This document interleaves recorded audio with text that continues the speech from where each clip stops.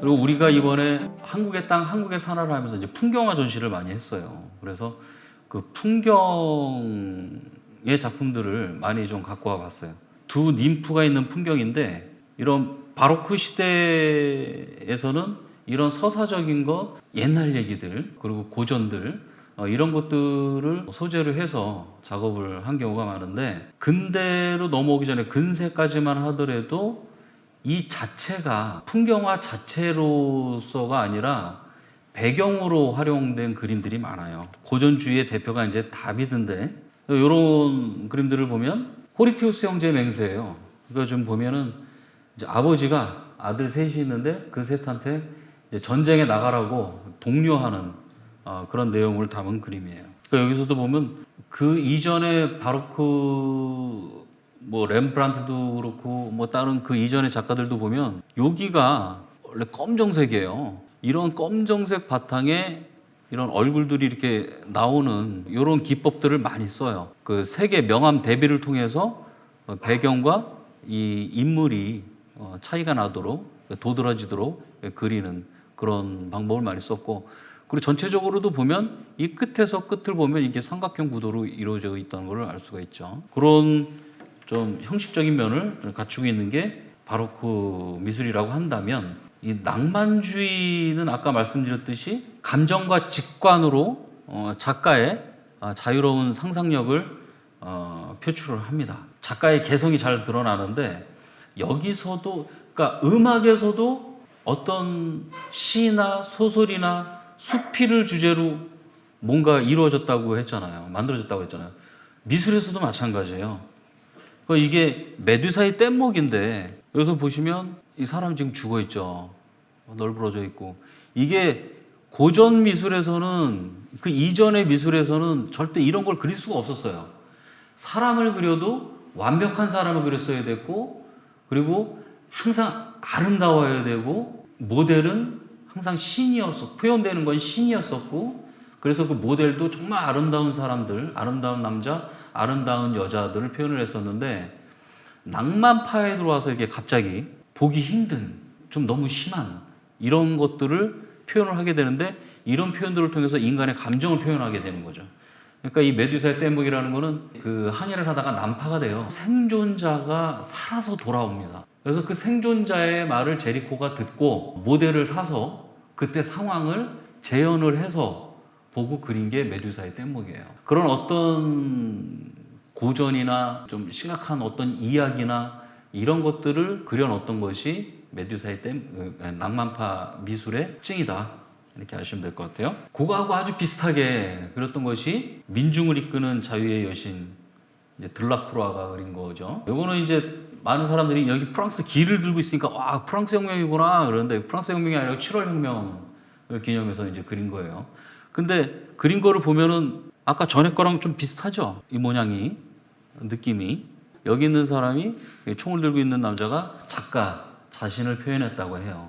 그래서 보면은 고전에서는 여자가 이렇게 막 옷은 반쯤 이렇게 내려와 있고 가슴을 드러내고 있고 프랑스 길을 들고 있어. 이건 이해할 수 없는 거죠. 용납할 수 없는 거죠. 이런 거는 완벽하게 아름다움을 보여주거나 그 어떤 상징적인 뭔가를 보여주거나 해야 되는데, 깃발은 들고 있고 사람은 죽어 있고 널브러져 있고, 얘는 또 총을 들고 있고 뒤에서는 막 따르고 있고, 막 이 아이는 막 쫓아오면서 막 총 쏘고 있고, 막 이런 것들이 그때 당시에는 상당히 파격이었던 거예요. 그러니까 낭만파 음악이든 낭만파 미술이든 결국은 파격이었다. 그래서 낭만파 음악에서도 리스트와 바그너파가 있었고, 그리고 슈베르트파가 있었잖아요.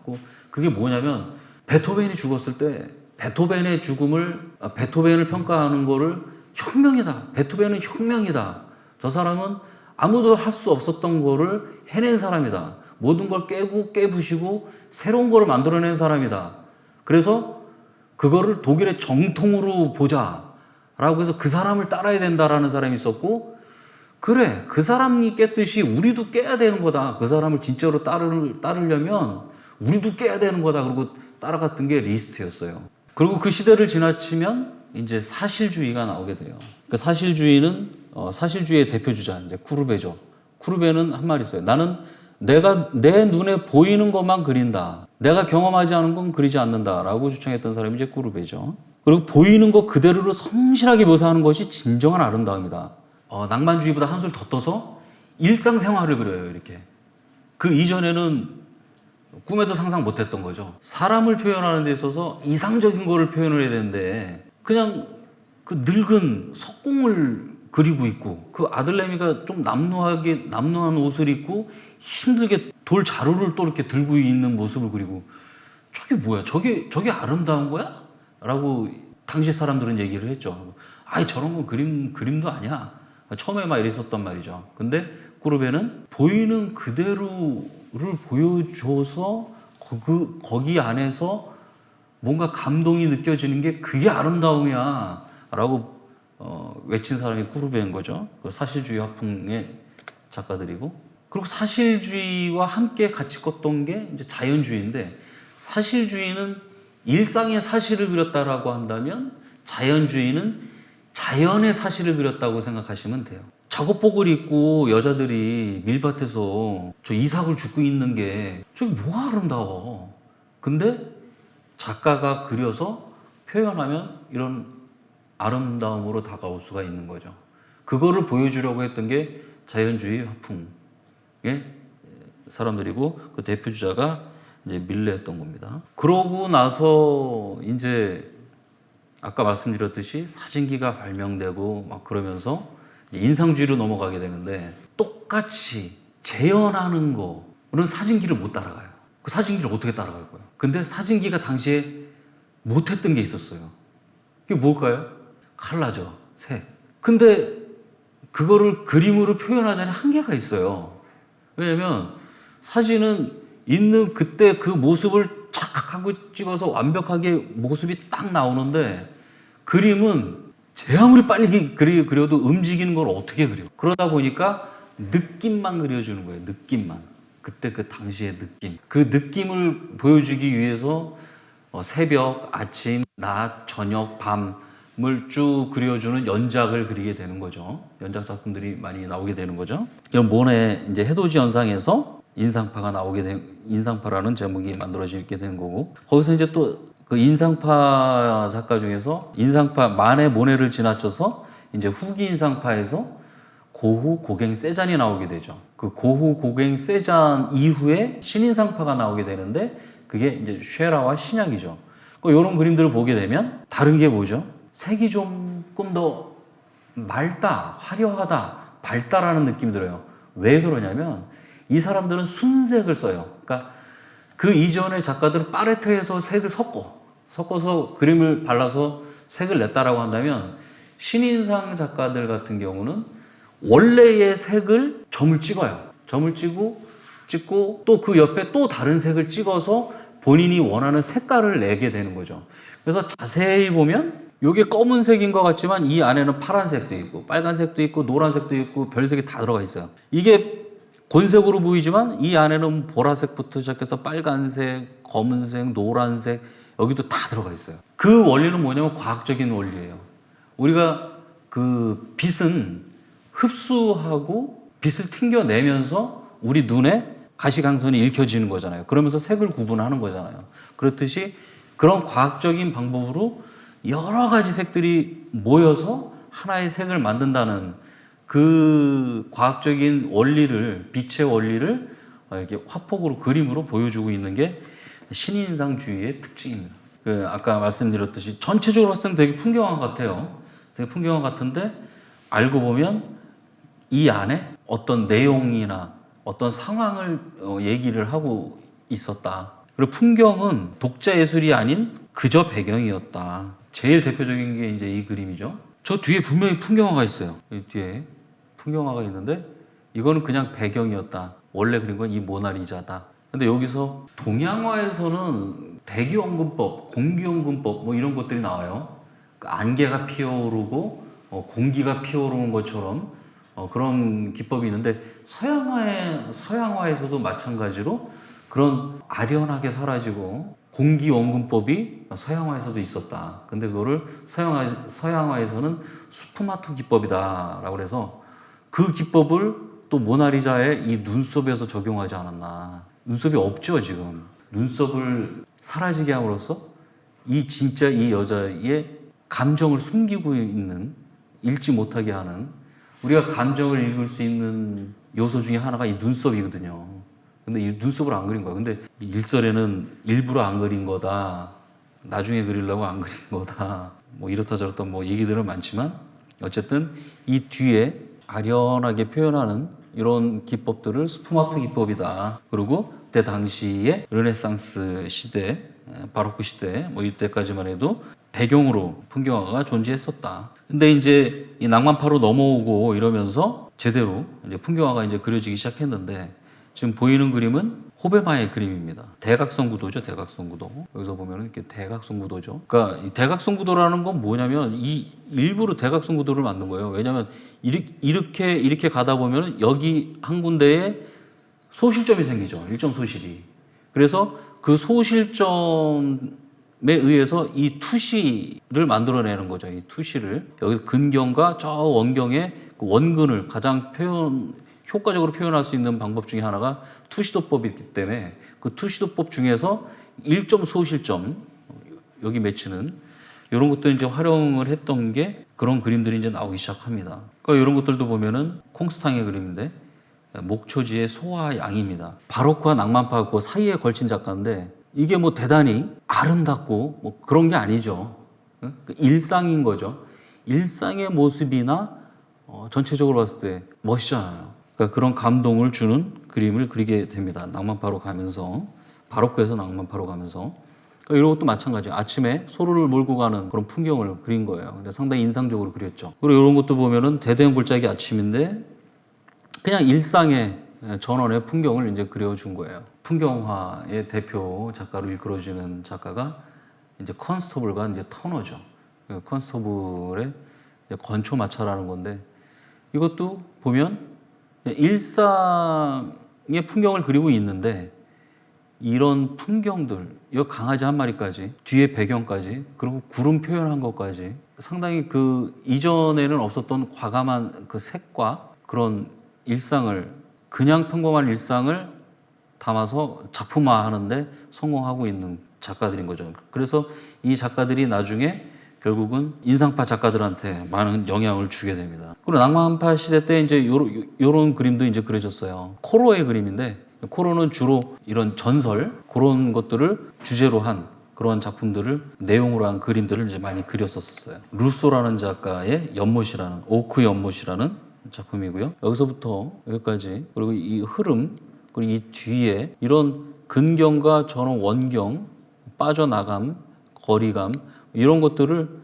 잘 표현을 했죠. 색감에서도 보면 아주 사실적인 색감을 쓰면서도 실제로 보면 이게 이 색일까요? 이 색이 아닐 거예요. 그러니까 최대한 사실을 더 사실스럽게 표현을 하면서도 더 아름답게 하려고 애썼던 거를 눈치챌 수가 있어요. 샤를 프랑스와 도비니의 배인데, 뭐 요때쯤 되면은 이제 조금 더 형태가 살짝 뭉개지고 있는 걸 알 수 있죠. 아주 사실적으로 그리는 게 아니라 터치로 이 배도 느낌만, 물도 느낌만, 그래도 전체적으로 사실적인 그림으로 보여요. 이런 그림들은 한 폭이 어떻게 보면 좀 동양화하고도 비슷하죠. 어떤 시 같기도 하고, 설원의 풍경을, 쓸쓸한 풍경을 아주 잘 표현한 그림입니다. 요거는 이제 봄이죠. 계속 같은 그 샤를 도비니의 여기만 따서 보면은 사진 같아요. 근데 전체적으로 보면 전체 느낌, 색감, 대비, 이런 것들을 이렇게 보면 왜 굳이 빨간 걸 쓰고 있었을까? 어떻게 보면 다 작가의 의도가 이게 엿보이는 부분들이죠. 그러나 이런 데를 보면은 정말 그런 사실주의 그림처럼 그렇게 그리지 않았어요. 그리고 만종, 여러분들이 잘 알고 있는 만종인데, 이것도 보면은 사실주의, 자연주의 다 속하는 그림이긴 하지만 요 감자, 요 바구니, 요게 또 문제예요. 왜 문제냐? 이 두 부분은 열심히 아침부터 밤까지, 저녁까지 죽어라 일을 했어요. 여기 사실은 감자가 있었지만 원래 근데 아기가 배가 고파서 우는 거예요. 이 부분은 빨리 일 끝내고 가갖고 젖을 먹여야지, 빨리 일 끝나고 나서 애 봐야지, 그리고 죽어라 일하고 들어와 봤더니 애가 죽었어. 그 그림을 바깥으로 내보낼 수가 없었어. 사람들이 막 난리가 나니까. 세상에 어떻게 이런 그림을 그리냐고. 근데 밀레는 그게 사실이니까, 일상 속에 있어 일어나는 일이니까 그걸 그대로 그리려고 했던 거예요. 세상이 받아주질 않아서 감자로 바꿨다라는 말이 있어요. 여기서도 보면은 제목이 안녕하세요 쿠르베시예요.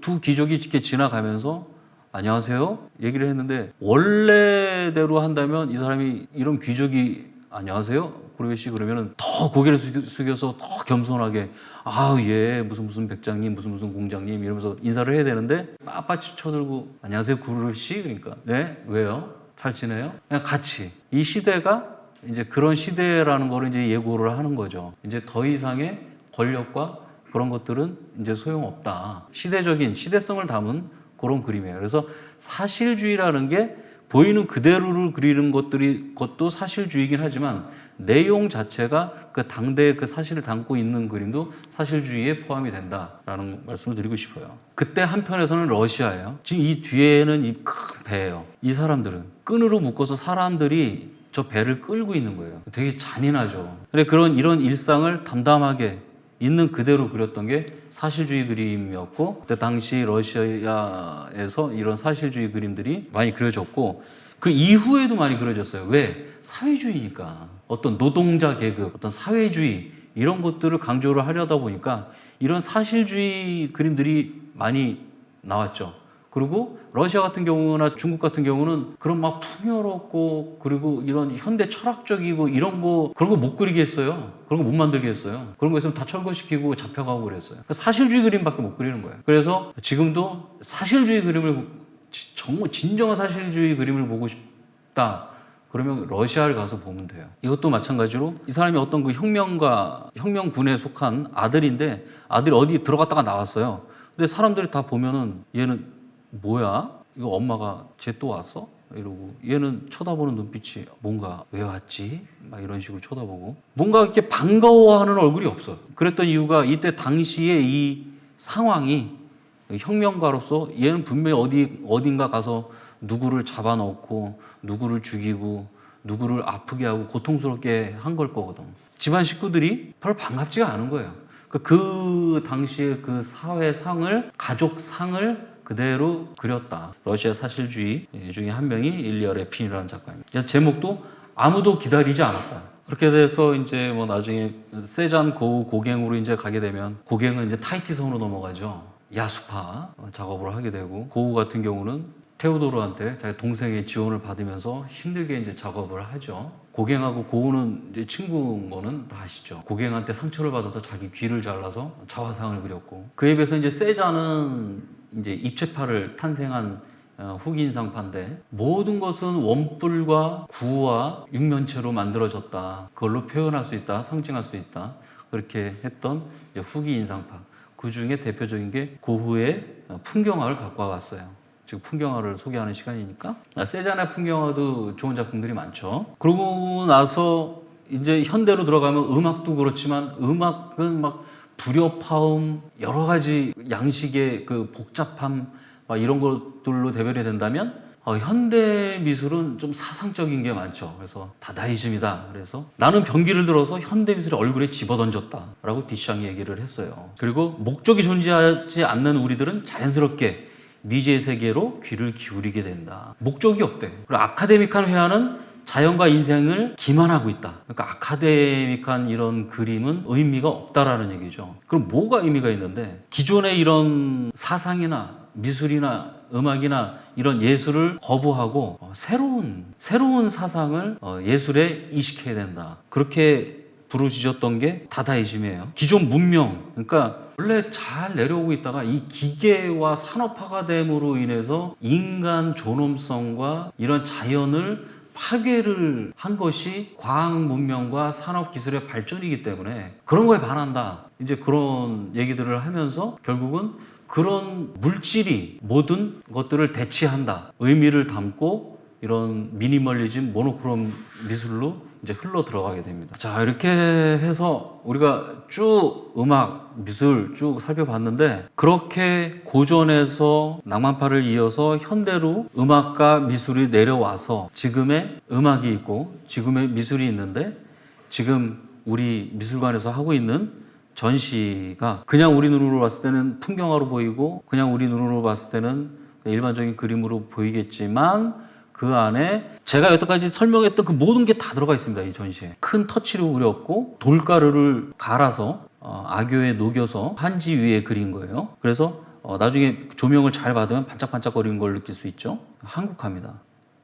요런 그림은 아주 아카데믹한 수묵화죠. 원경, 근경, 원경, 중경, 원경을 아주 아카데믹하게 그 먹의 농담으로 표현을 한 건데 이거를 굳이 미술사적으로 아까 설명드린 거에 비춰보면 낭만파적인 그런 작품으로 표현할 수가 있는 거예요. 아주 멋있는 위대한 자연 경관을 그린 게 아니라 일상의 모습, 그냥 논밭의 모습이고 그냥 들판의 모습을 표현한 거예요. 어떤 그 자연의 숭고함을 그 화폭에 담아낸 거죠. 그리고 이런 그림들은 이제 조금 더 현대적인 그림인 거죠.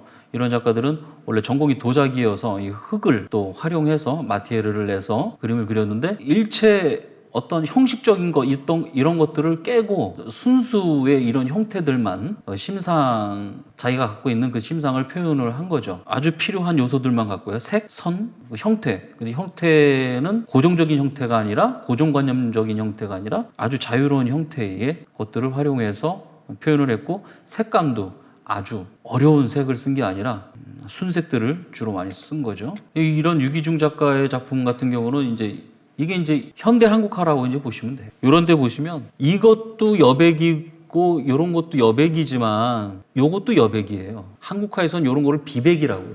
여기가 다 검했다고 생각해 보세요. 되게 답답할 거예요. 근데 여기서 아주 작은 비백을 남겨줌으로 해서 숨통을 만들어주는 거거든요. 근데 그런 숨통이 여기도 있어요. 근데 자세히 보면 이거는 흰색이고 이건 살짝 파란색이 덮여 있어요. 왜? 이런 흰색이 여러 군데 가 있으면 너무 튀거든요. 하나 정도만 해주고 나머지는 살짝 덮어준 거죠. 조형적인 것들을 이렇게 생각을 한 거예요. 그래서 이런 것들이 이제 그 현대미술에 있어서 어떤 기호학적인 그런 부분들을 갖고 이제 작업을 했다고 보시면 돼요. 여기서는 어렴풋이 형태가 그래도 보이지만 섬이라는 형태가 보이지만 여기서는 아주 반복되는 직선들을 통해서 어떤 기호학적으로 표현을 했다. 그래서 제목도 신지문이었던 것 같아요. 그리고 이거는 느낌을 표현을 한 거죠. 대지에서 확 피어오르는 그 기의 느낌을 표현을 한 거고요. 이런 거 같은 경우는 이제 사실주의를 넘어서 이제 극사실주의, 하이퍼리얼리즘인 거죠. 인생의 부귀영화를 꽃으로 상징화했고, 그리고 그것은 언젠가는 꽃은 폈다 질 수밖에 없는 인생을 의미를 하는 거고, 그렇게 또 부귀영화를 누렸다 하는 인생일지라도 세월이 지나고 나면 한 페이지의 신문 조각에 불과하다. 이거를 그림으로 이제 표현을 한 거예요. 상징주의적 극사실주의다. 굳이 미술 사조에 빗대어 얘기하면 그렇게 얘기를 할 수 있을 거예요. 이런 작품들은 딱 보면 어때요? 뭐지? 추상한가 봐. 근데 멀리 서 있다가 점점 앞으로 이렇게 걸어가요. 어머, 이거 배네. 이거 집인가 봐. 그럼 여기가 항구인가? 그리고 제목을 딱 봤더니 부산항, 그곳의 가면이에요. 얼핏 보면 추상화 같은데 가까이 가보면 구상이에요. 그것도 아주 지독한 구상이에요. 여기 직접 가서 한번 확인을 해보시면 섬과 점이 얼마나 겹치고 겹쳐 있는지 이거 아마 이런 작업을 하면 눈을 버리지 않을까 싶어요. 아무튼 밀도가 있는 그런 작품인데 어쨌든 현대에서 풍경을 이런 작품으로 또 표현을 한다 한 단면을 보여주고 있는 겁니다. 그리고 이거는 이제 한국화로 이제 표현을 한 거죠. 행복하죠. 이거 굳이 미술 사조 쪽으로 가게 되면 뭐 그냥 인상주의인 거죠.